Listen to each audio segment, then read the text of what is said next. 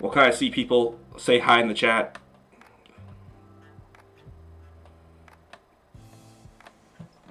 Also, we are recording now, so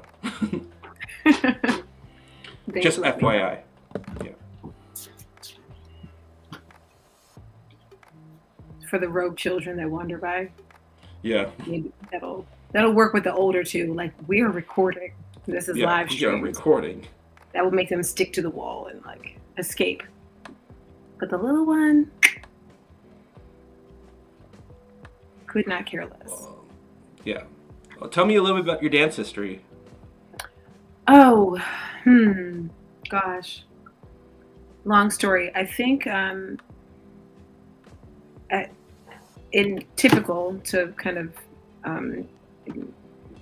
USer, I started with ballet, and no, that's not true. I started dancing in my living room. My mother played funk music and R&B and soul, and when we cleaned the house every Saturday, music would be playing, and we would stop and have a dance break. And she taught me how to dance. Just by dancing together. I mean, that went on, my whole childhood. And then I had training in ballet and just discovered West African dance in college, and then danced with a couple of companies in Philly and then in Boston. And then because of the model of the West African Dance Company, how these companies hold the culture of the region, and they have like ethnic identities. They'll be like, oh, these are Malinke dances, and I started considering what African American ethnicity and identity was about. And I was like, oh, so here are the African American dances. And there are so many because we're such a big ethnic group. And I think we have so many regional cultures, like Sissy Bounce in New Orleans, or, Steppin' in, Chicago, or House, or, whatever. So I think of myself as like a steward of dances that are specific to African American culture in my region. So like Baltimore club is like the dance is like indigenous to my area. Yeah. And then beyond that, like locking and vernacular jazz. Vernacular jazz maybe has this this lineage that goes from like Charleston, North Carolina, or from the Carolinas to New York, like Harlem. But anybody who would be on that vaudeville circuit or on that Chitlin circuit would be, I guess, in the kind of region of vernacular jazz dances and Lindy Hop. So for the last, 20 years, told you. Yeah. For the last like 20 years, 20 years? Maybe not that long. Like the last 15 years, I've been taking a deep dive into those elements of African American culture and really training in those areas and working to pass them on to the next generation. That's awesome. Zazie, we're recording, so when you walk by, it's recorded and it'll be on YouTube. You should be in bed. The idea that you have slime right now and you're up and it's 10 o'clock at night, I really don't understand.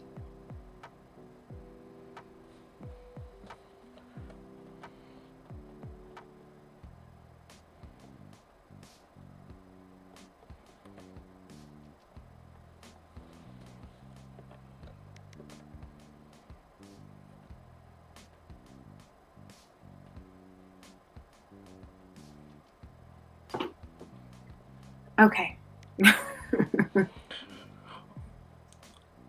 All right. It's just about 7 o'clock, so let me give you your introduction in, and then I'll pass the time over to you. All right. Hello, everyone.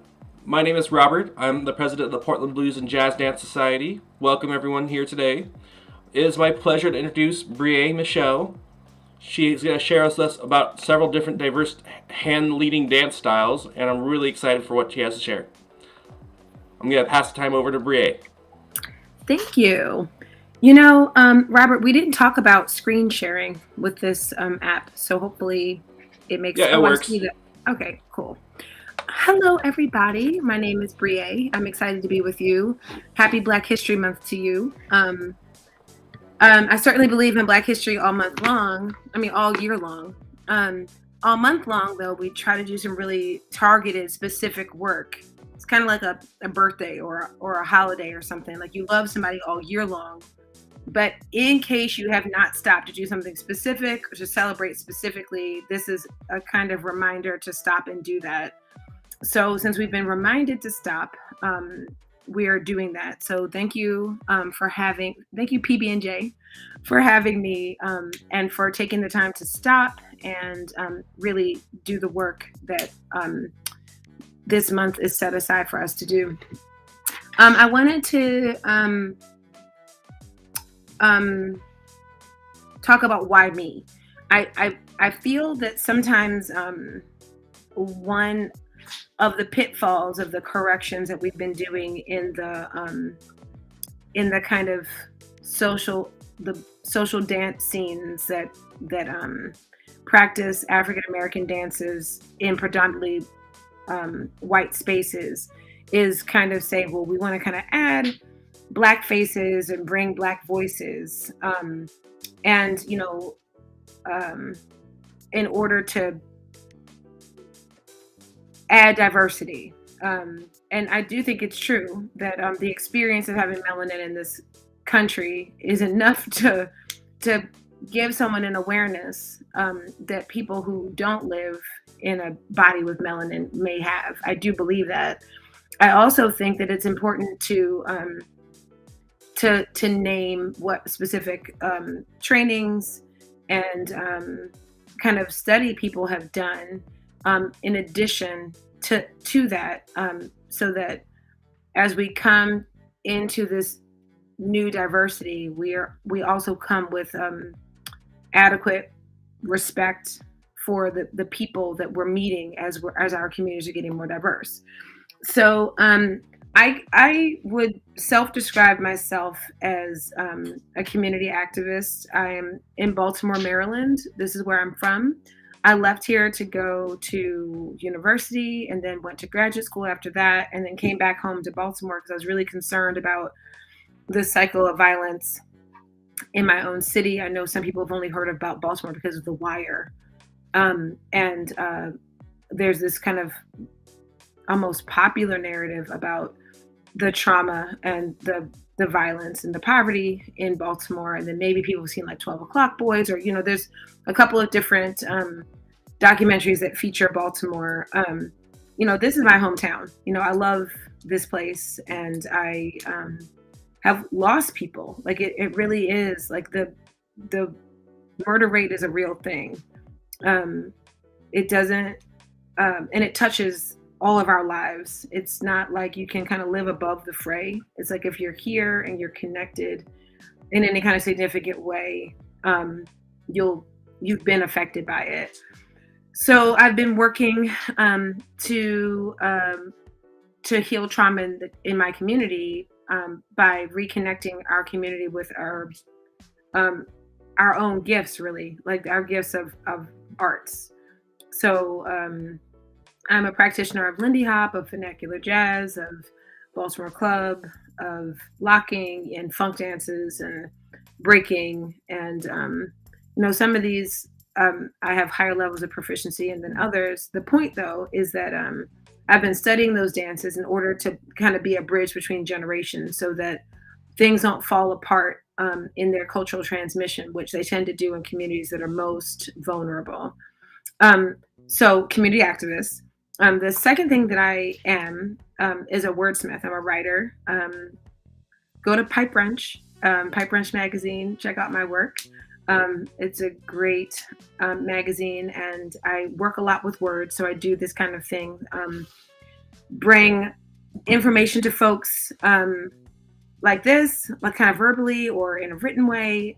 So it's something that I do, is kind of try to communicate ideas and kind of really work on being intentional about how and what to say to move us forward as a community.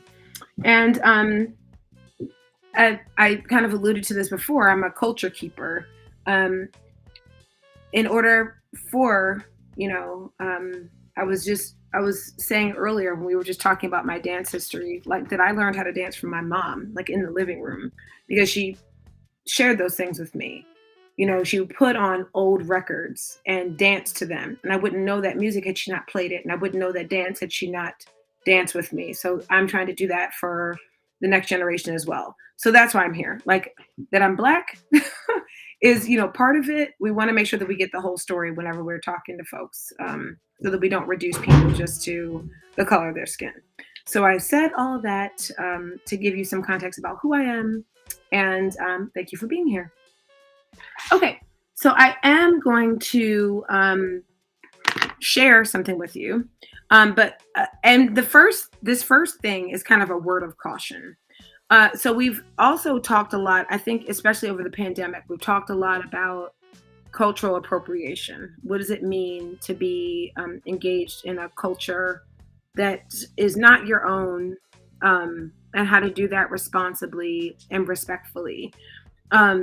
And I wanted to show, let's see, let me pull this up. Oh, you know what? It's in another profile. Oh, how am I going to do this? I'm going to have to share this with another profile. Thanks for your patience. These are the things we don't always expect.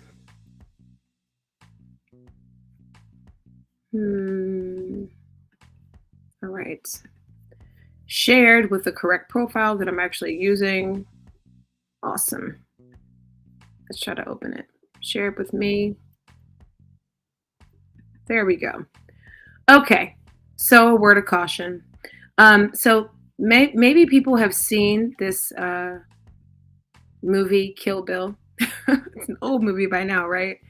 And rife with issues, right? So it's like starring a white chick who gets better at like samurai swordsmanship or swordspersonship than like the Japanese people that she learned it from, which is like, you know, kind of like Tom Cruise as the last samurai. Like we got some issues here, right?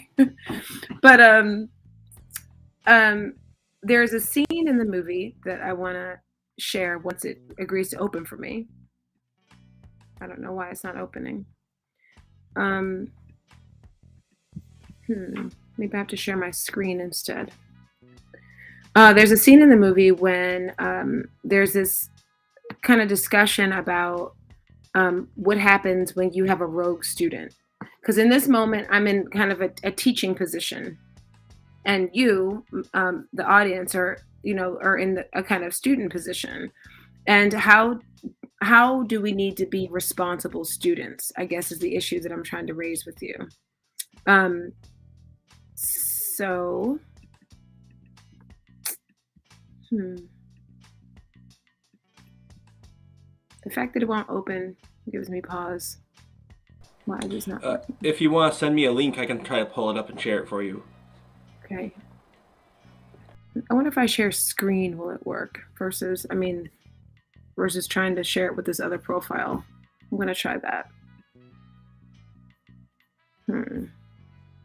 When you hit share screen, you have to actually click on the window it's showing you to select it, and then you can share it. Yeah, it's only selecting from the ones under this current profile, though, not from. It's like I can't share my home, like my home screen, for instance. Do you know what I'm saying? Like it's only letting me select from among the tabs that are in this profile, and I wanted to select a tab under another profile. Yeah, it's kind of locked in. Let me try one more thing before I give up and send it to you. All right. No worries. What's your favorite kind of peanut butter and jelly sandwich? I mean, PB&J is like delicious, right? I mean, I tend to like peanut butter. Crunchy is also tasty. But I don't know, and I like strawberry preserves. Tasty. Yeah. With seeds or without seeds? Oh, I don't know. I don't think I've had the option. I don't know that my store is quite that bougie. It's like, look, you get these crunched up strawberries and just make it work. Um, okay. Let's see. I think we might be there. All I right. think that it might be maybe I have too many tabs open and this is the problem. Okay, I'm just gonna go for entire screen. Unable to share screen. Please update system permissions to allow screen recording for the browser. We're having all kinds of joyful. We should have sound checked this. You know what I Yeah. mean? This is what If we you should want to have put the looked at. link in the chat, I'll pull it up on my side and share it.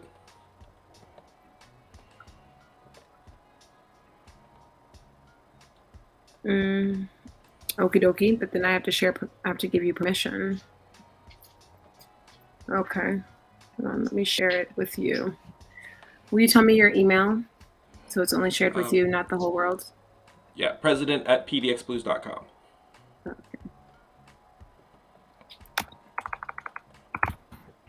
Yep, you popped up for me.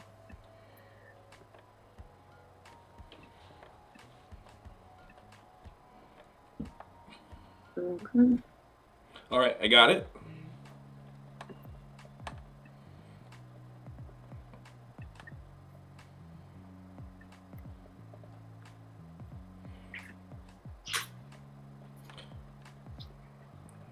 Okay. Okay, and I just want slide number 2, please. So let me select slide number 2. It's the video. Yep. Okay.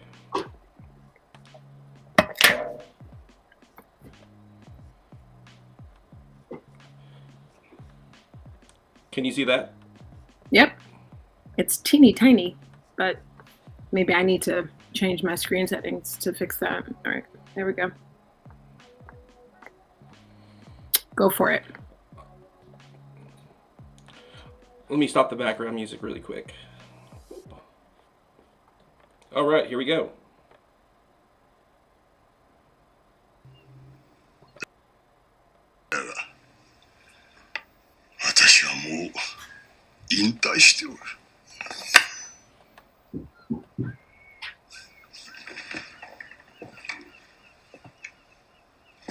Then give me one of these. These are not for sale. I didn't say sell me. I said give me. Why should I help you? Because my vermin is a former student of yours. And considering the student, I'd say you have a rather large obligation.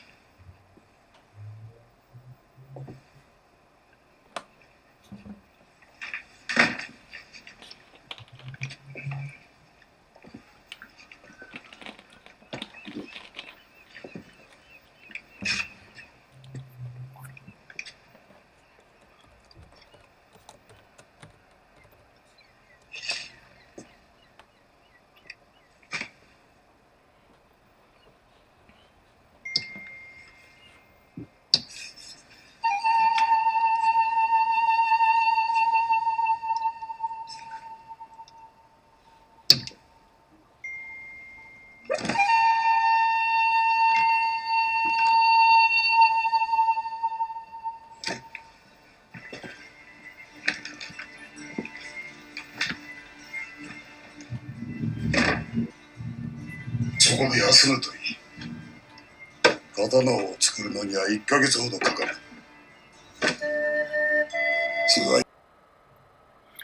So again, this was just the cautionary moment, because again, in the world of appropriation, once someone from inside a culture teaches someone from outside the culture about the culture, there's the risk that they will abuse what they know, which was the problem with Bill, right? I mean, it's the problem with the whole movie, but it's the problem with Bill in particular, and why this sword maker comes out of retirement to get rid of him, or to assist in the plan to stop him. I have a friend who's a drummer, And he told me this story about a guy he knew who was a white guy who was a drummer. And they said he had really good hands. Like he was really well technically trained and, excellent at what he did. And they did Cuban drumming and they went to Cuba. And it was a moment that this guy's supposed to be humble. Okay, so you know how to read music, and maybe the people you're working with don't, but these people have been drumming their whole lives. They know the culture, they know the fabric of the community. The idea that because you have some training that you value more highly than their lived experience put him in this place where he wasn't able to go to Cuba and receive. He went there thinking that he needed to be in charge and he knew more than they did. He became a bill. So as we enter into this discussion about culture, it's important to remember what the kind of archetype of the bad student is. And I think that Bill from Kill Bill is a pretty good archetype of a bad student, like somebody who just takes a culture and just totally turns it into something that it's not about at all. So just word of caution to just kind of check in with those tropes, the tropes of dismantling culture and creating something entirely different. I mean, nobody would say that Bill couldn't fight, right? He was really good. He was like super awesome, right, at fighting and raised all these other assassins to be great at fighting, but was at the point of the samurai lifestyle. He kind of didn't get it. So let's try to get it as we enter into this discussion. Okay, so let's look at slide number 3. I want to talk about artificial intelligence. So as we, again, another thing that happens as we're learning other cultures, when you grow up inside a culture, it is something that like the back of your hand. I don't know, many of us have maybe taken a language class and you know how to talk in a controlled environment, like when you're in class, you know what you're saying, you know what your partner's saying when you have that dialogue. Bonjour, comment allez-vous? Très bien, merci, et vous? Oh, très bien, merci. But as soon as you end up in like immersed somewhere, you're like, whoa, slow down. Like, what are you saying? And sometimes people go so far as to say, well, that's not how you say it. It's like, no, you're the visitor in the culture. And I think where that can land is in a space like Commander Data. I like analogies. Hello, can you tell? So Commander Data has got like this artificial intelligence. He's super duper smart, right? Like the guy from the first story, the Cuban drummer.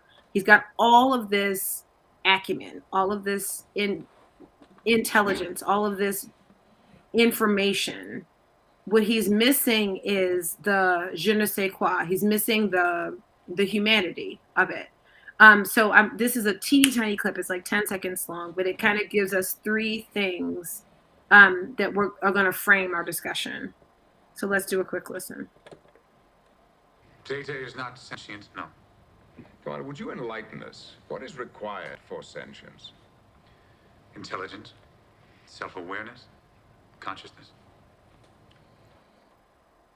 Okay, so intelligence, self-awareness, consciousness. People are looking at this guy, this Commander Data, this like plastic or, electronic humanoid creature. And he talks to us and we hang out and we see him like doing things like us. But this person who doesn't like Commander Data says that, well, he's not sentient. Why not? He's not sentient because you must be intelligent, you must be self-aware, you must be conscious.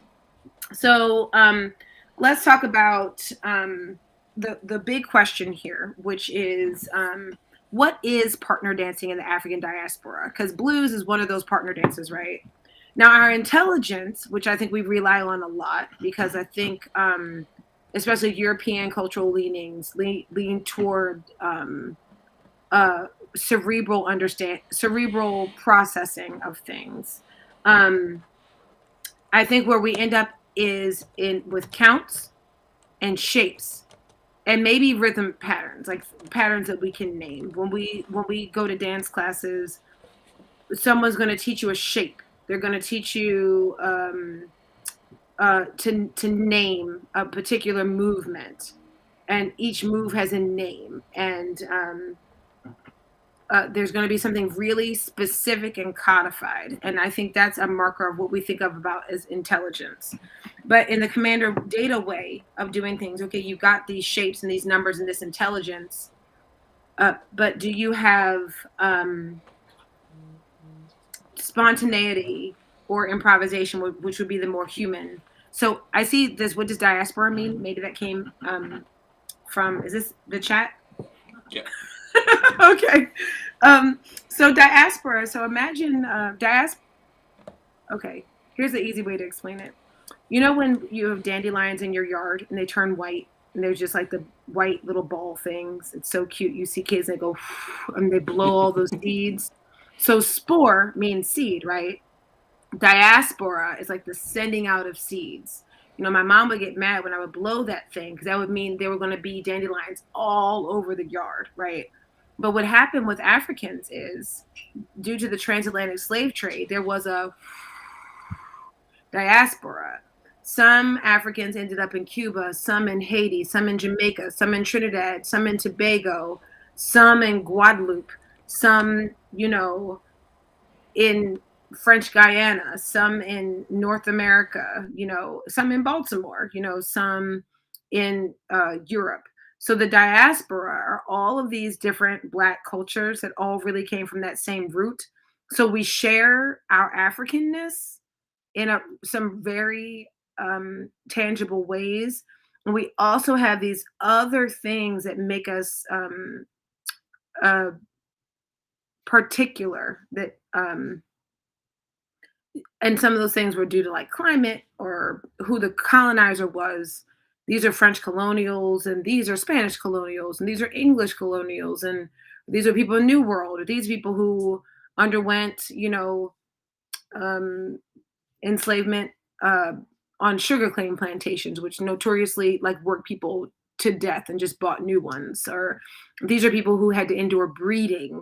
You know, we're going to try to make new enslaved people by forcing you into, you know, to have children that you cannot raise and love.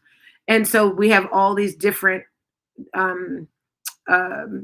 distinct cultures because of our different traumas, really. Or sometimes the different beautiful things like, you know, the food or the weather or something like that. But that whole diaspora is connected to, like, if you put all those little seeds back on the stem, they'd be in Africa altogether before they went elsewhere. And maybe that altogether Africa could be troubled a little bit. Like if there are any scholars in the house, I know you're like, well, they weren't all together anyway, because some people are from Nigeria and some people are from Congo and some people are from, you know, Ethiopia. So maybe they weren't all together. So because Africa is so diverse as well, but diaspora means like the spreading of seeds.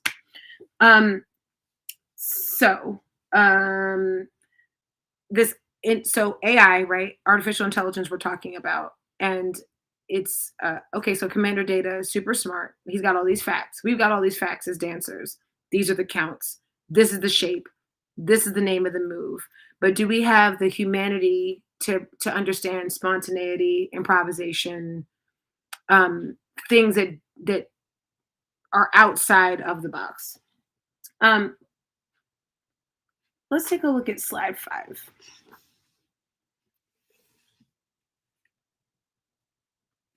Robert, can you turn on slide 5 for me, please? Oh, wait, 4. Sorry, not 5, 4. But there's music that goes with that slide that would not attach. I'm going to try to share, play music while you play this video. Or we can. All right. How about we skip it and just go to slide 5? That might be easier. 3, 2, 1.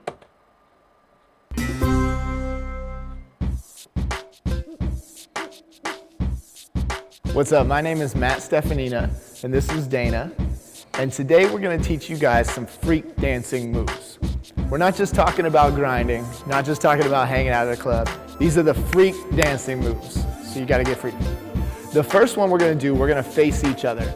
And Dana's going to come over here in front of me. Now you want to make sure that your feet are spread apart. and you want to bend your knees so that you guys are nice and low. From here, you can rock your hips side to side, circle them, or body roll. Anything you do is okay, but you want to make sure as the guy that you match your lady's movement. So we're going to start by just circling around. Once we get this move going, I can use my hands or my body to change it up by either leaning back away from her, rocking back in towards her. I can take my hands and put them on her arms, grab her neck, play with her hair. There's a lot of things that you can do from this position to make this even sexier. I hope that we're laughing. I hope that people get that this is like laughable, right? I'm not showing you this because it's awesome. I'm showing you that because it's funny. Because to me, it's very Commander Data. It's very like, let's take something that's like natural and prolific in a culture and like try to distill it down to commodifiable bites that that are odd is the highest I can put it.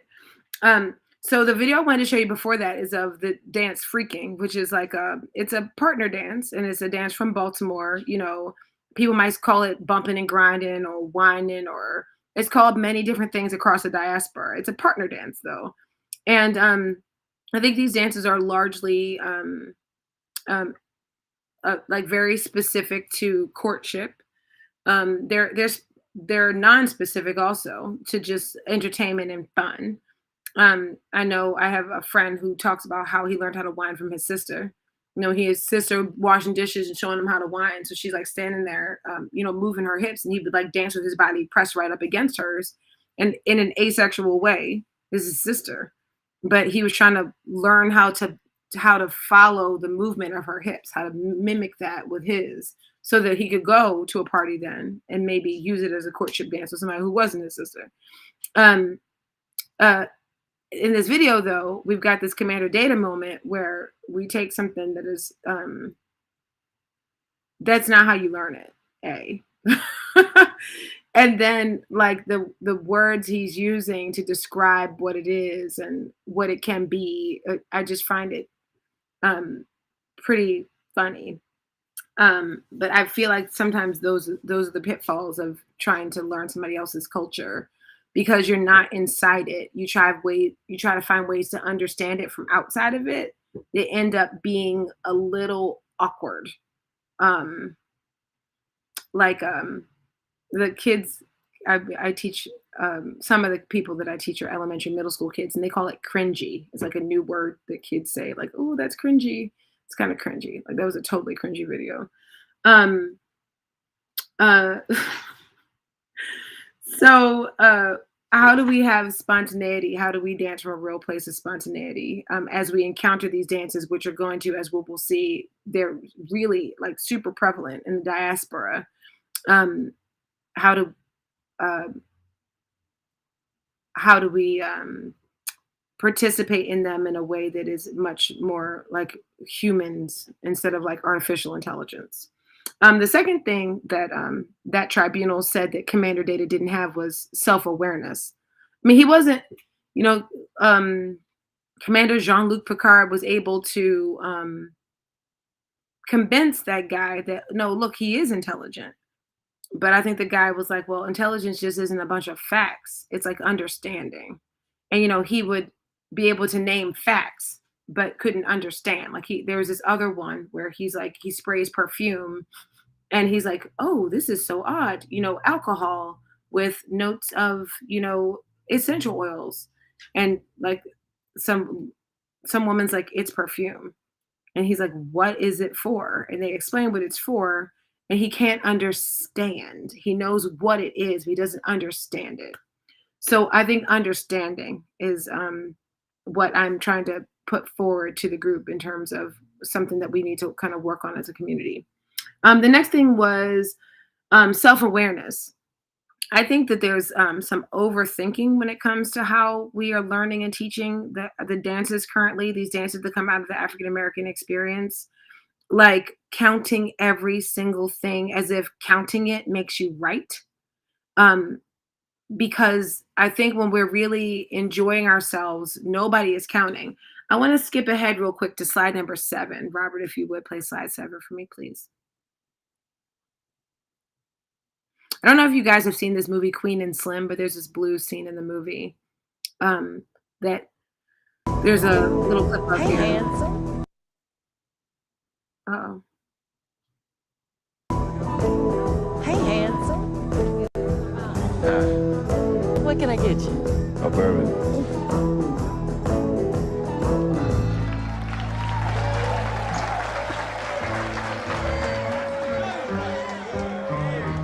Oh, I don't drink. Maybe you should start. Oh, these are on the house.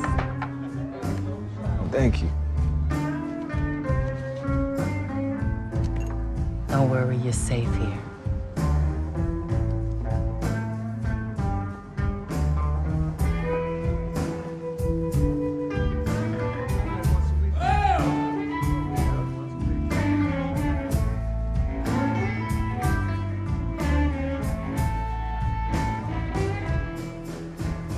The bartender recognized me. Oh, shit. We gotta go. I think we're good.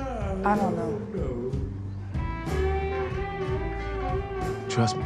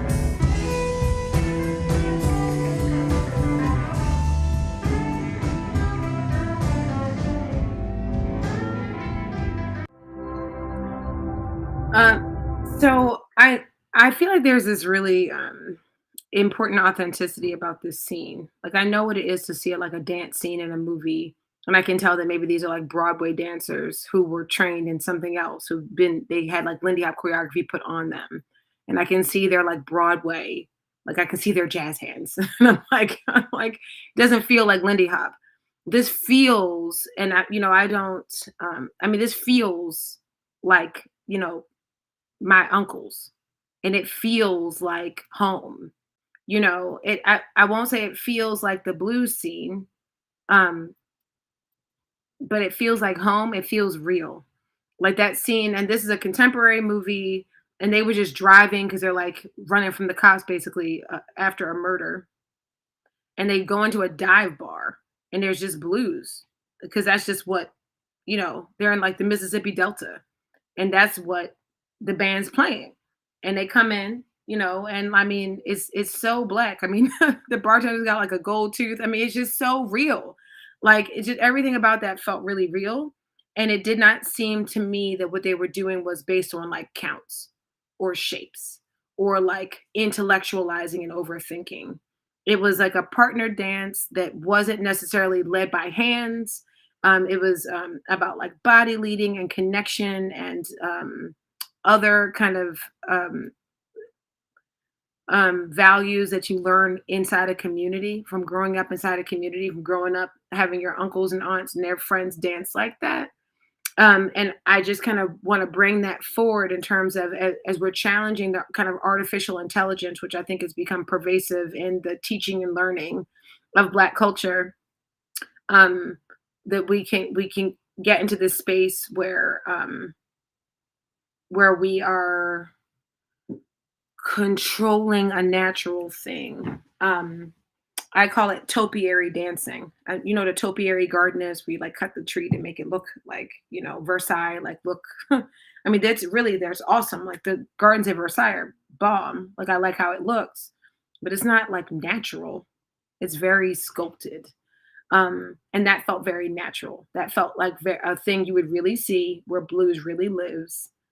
And did that look like how your blues dance would look and feel? Um, and that's a self-awareness you need to carry. Because remember, sentient beings are self-aware. Artificial intelligence doesn't have that self-awareness. Now this next one is going to be a little tough. But we're going to get through it. This is going to be the tough one, I think. Let's look at side 6, if we could, Robert.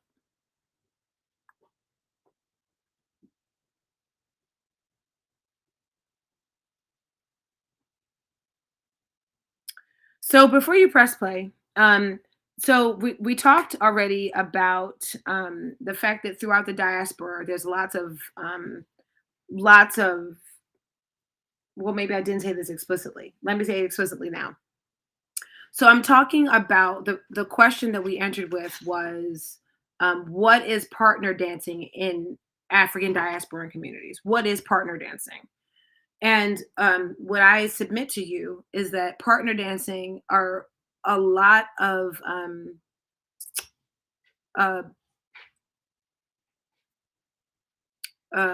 courtship dances and a lot of body to body dancing.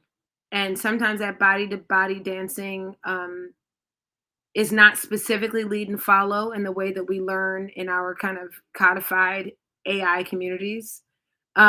It's much more, oh, I could be, I mean, I feel like when I dance body to body like this, I'm more likely to be leading than following because I am moving my hips in a particular way. And it's the job of the person that I'm dancing with to follow what I'm doing. Now that person could interrupt, redirect, kind of take over the lead.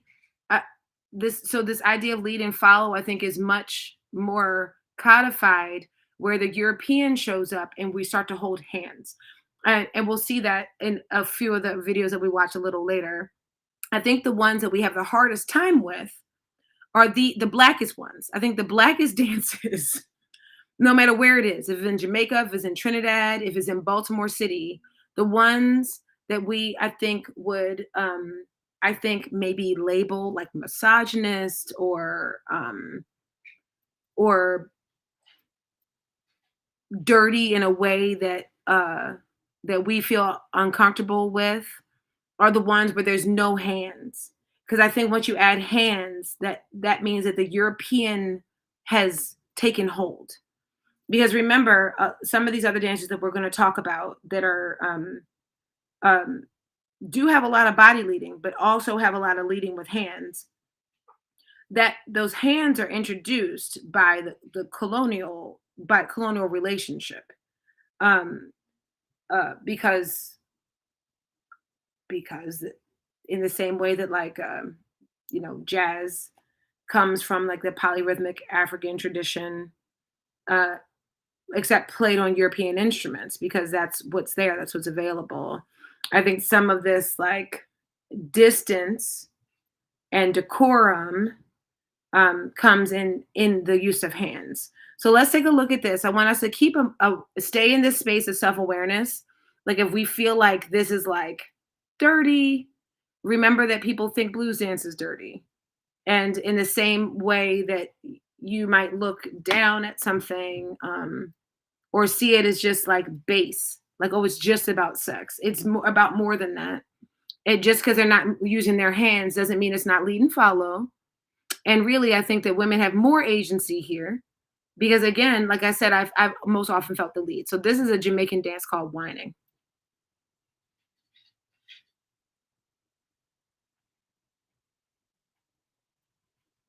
No sound?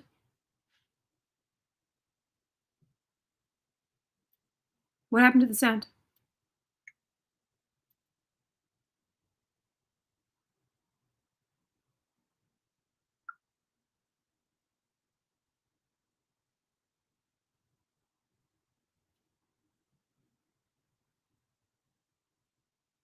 Your pussy make him have to come home.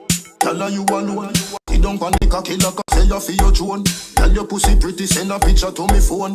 Bubble pan the grizzly yeah me love it when you moan. If your man cocky dead, pick him with a stone. If your pussy bushy me a travel with a comb. See the cocky you wet, younger than a bone. Turn up in your pretty little pussy where you own.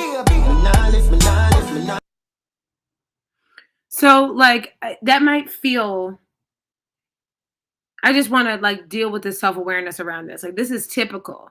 This isn't like, oh, you only see this in a video or this is only because it's YouTube. No, this is a Friday night party at the Jamaican club up the street.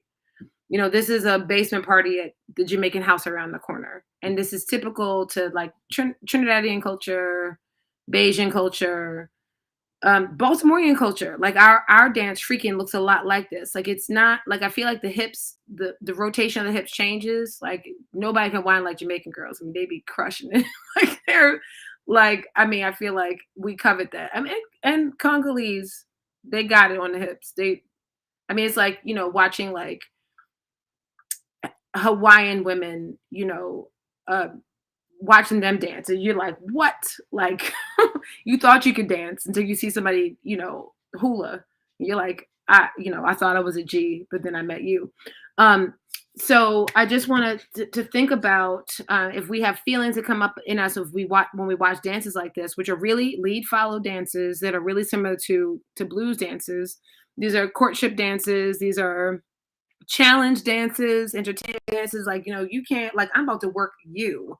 You can't keep up with me. You can't handle all of this. Like, it is overtly about sexuality, about pride in one's sexuality, pride in one's sexual power, you know. And if we have to interrogate how we feel, like that brings up issues for us that feel like, oh, well, this is misogyny, or that's dirty, or this is, I don't know, whatever other criticisms may come up. Why is that? If they were leading and following with hands, would you feel that way? So let's look at slide 8. Because remember, the last thing that he said about Commander Data was that sentient beings are conscious, like you are conscious, which means awake.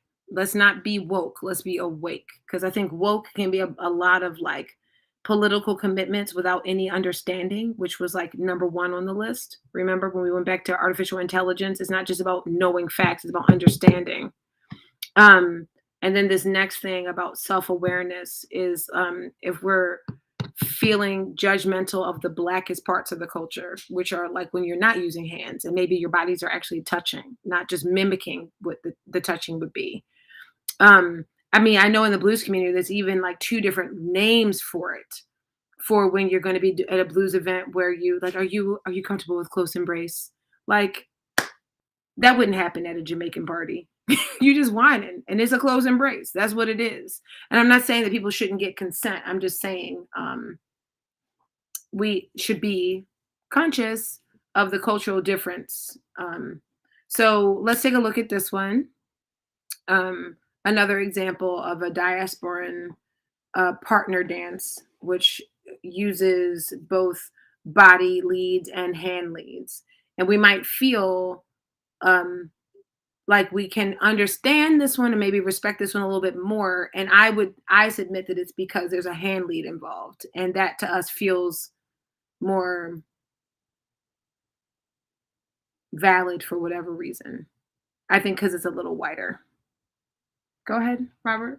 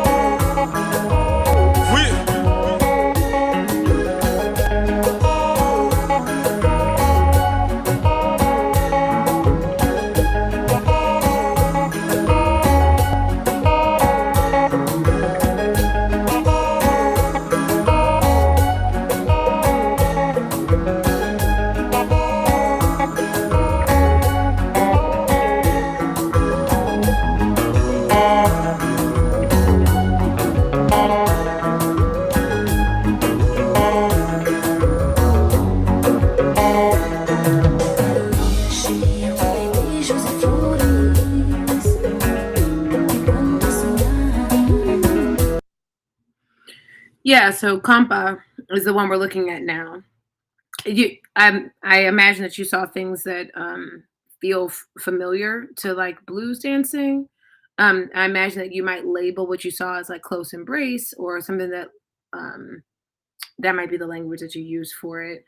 I do think that when people aren't using their hands, maybe people feel like, oh, it's only about sex, or they're just dry humping on the floor, or this is like a stripper dancing or something. And then when they're using the hands, it feels like, oh, well, this is dance. And why is it then when there's no hands that we don't feel that way? Or not we, because it's not me. I feel like it's a kind of Eurocentric framework. There's one more. There's a bachata one. So bachata is another partner dance from, this one's Cuban. And again, some of the people look African, like look black like me. And some of the people don't, because, Cuba, like any other place in the diversity. Yeah, perfect. Are you ready for this next video? Yep, ready. And again, we have use of hands here, so I think there might be more feeling, oh, this is dance, or I can connect and relate to this in a way that you may not have felt that way with the dance hall.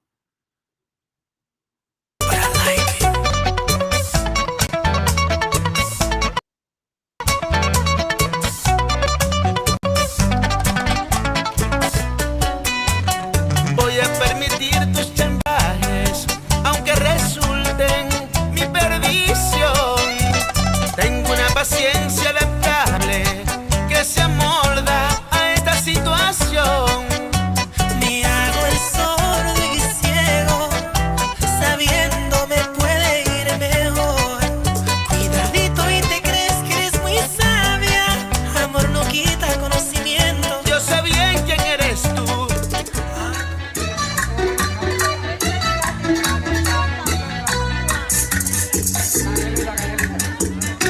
Parece que sí, que ya no me quieres, que ya no me amas como yo a ti. Porque tú, mi amor, ya no me llamas, ya no me buscas, quiero morir.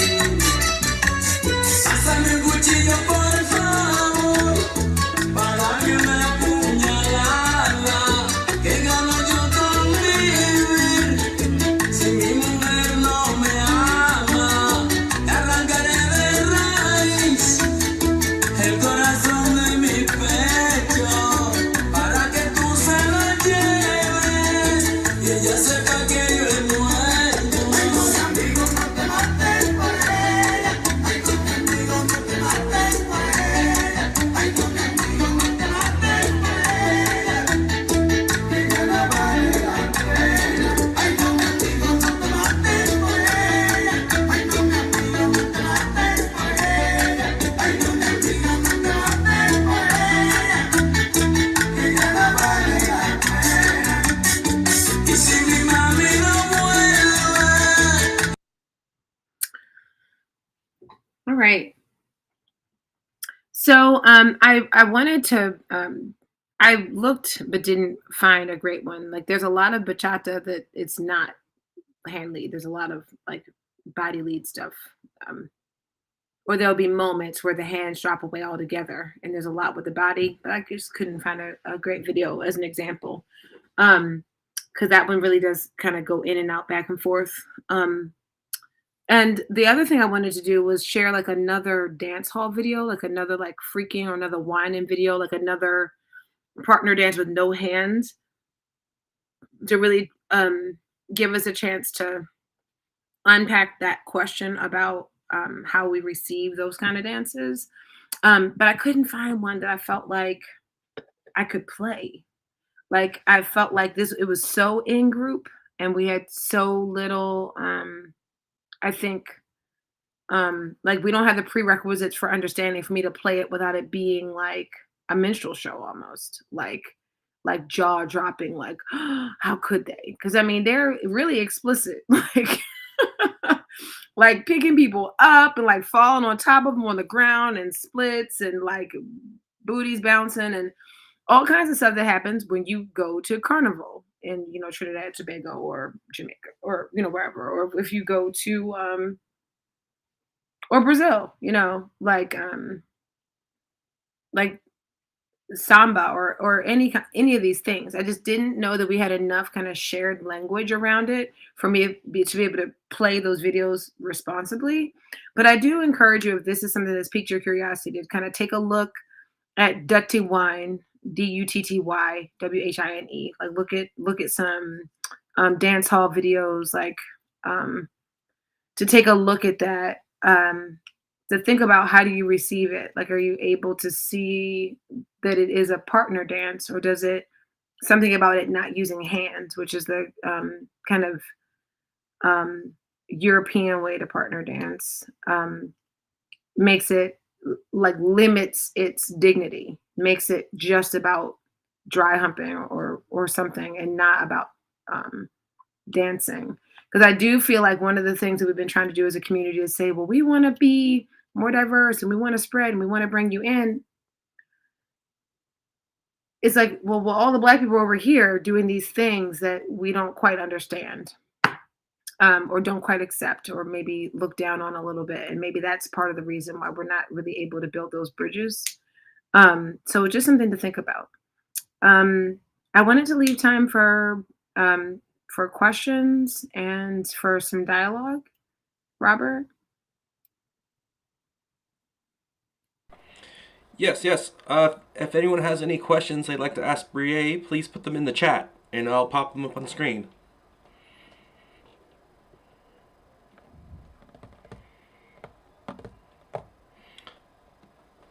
It's okay to have no questions. What's the highlight of your pandemic? Ah! Really? The highlight of my pandemic was really like time with my kids in the woods. Oh my gosh, I love the woods. I love hiking. I love everything about a water hole. I love swimming in the stream. And the fact that we had time to do that was pretty incredible. That was a highlight. Oh, bye-bye, pandemic. Mm-hmm. I can't say I'll miss you, but thanks for that. Thanks for the hikes. Yeah. What's your favorite kind of pie? Putting you really on the spot here. Oh, man. Oh, I think I like berry pies. Not like cherry, but like a mixed berry pie. It's good stuff. Tasty. Like maybe blueberry. I don't know. Thank you, Rebecca. Pie's tasty.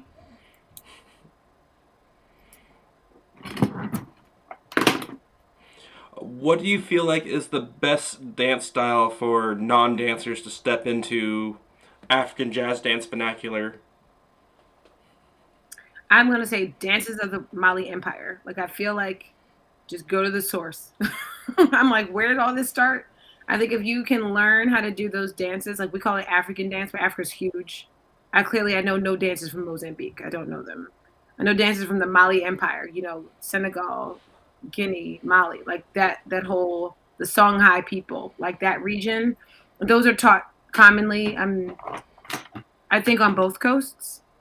And I think if you can really get the aesthetic of that down, you can learn anything else in the diaspora, because that's what it's all rooted in. I think that's what I recommend. It's like, that's what I require of my dancers. I'm like, you will learn this. You can do whatever. Like if your specialty is tap, fine. Take all the tap classes and this is your core course. It's like the core course. It's like no matter what else it is that you're working on, you must have this in order to contextualize it. And that was the Mali Empire? Mali, M-A-L-I.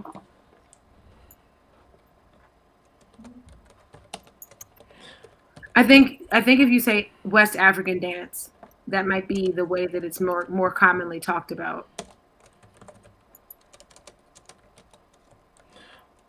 I need to go look this up myself.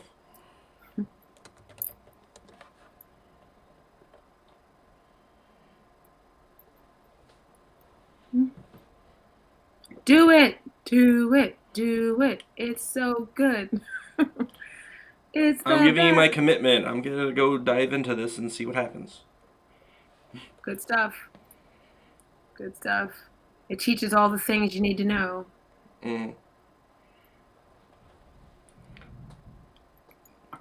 All right. If no one else has any other questions, I think we can just kind of do a last kind of summary recap from Breai, and then we'll say goodbye. Well, number one, now I'm thinking about pie. Like it's 11 o'clock on the East Coast. I should be going to bed. And I'm like, where can I get pie right now? That is what I'm thinking about. So thank you, whomever that was, for putting pie on my mind. I'm like, how am I going to resolve the desire for pie? But remember, we are awakening to the concern of perpetuating artificial intelligence, and rather than perpetuate artificial intelligence, we want to understand, not just have facts, but understand. And understanding comes through relationship and time, really. Remember that kid who learns foreign language in class and then gets dropped off in the country, and they're like, oh, there's a lot I did not know. So let's seek to understand. And then self-awareness. And in our self-awareness, are things that are actually Black, do they turn us off? Does it have to have some kind of framework of Europeanness for it to feel valid, for it to feel woke? And we'll say, well, this is woke because this isn't misogynist, and those things are misogynist. These women are just grinding up against. Okay, pause. Let's understand first. Let's get inside a culture, understand it, before we decide we're too woke. And we can rely on our wokeness and never really come to understand the culture at all. So let's be self-awareness about the kind of prejudices that we can kind of carry with us and perpetuate in our and be able to explain it with being woke.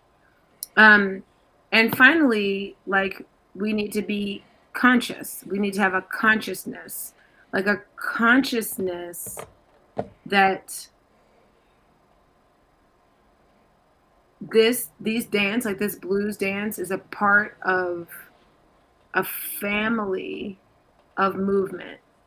That this courtship dance is similar to so many others in the diaspora, and by getting to know those others, just being aware of them, and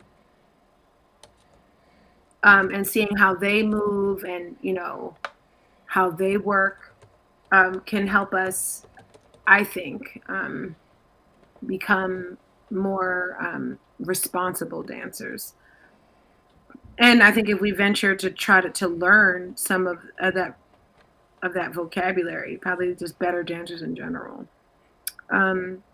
So let's not be artificially intelligent. Let's be sentient beings who understand and are self-aware and conscious.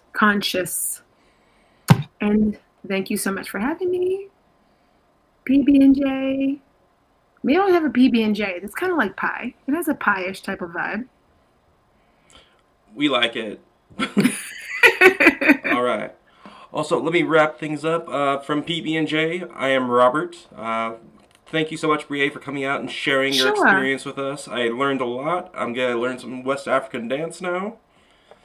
And I'm going to go get myself a PB&J pie sandwich. All right. Thank you, everyone who tuned in. We'll be sharing this on YouTube next month. All our proceeds from all of this are going to the Black Resilience Fund of Portland. So thank you so much for your donations. We'll see you later. Have a good night.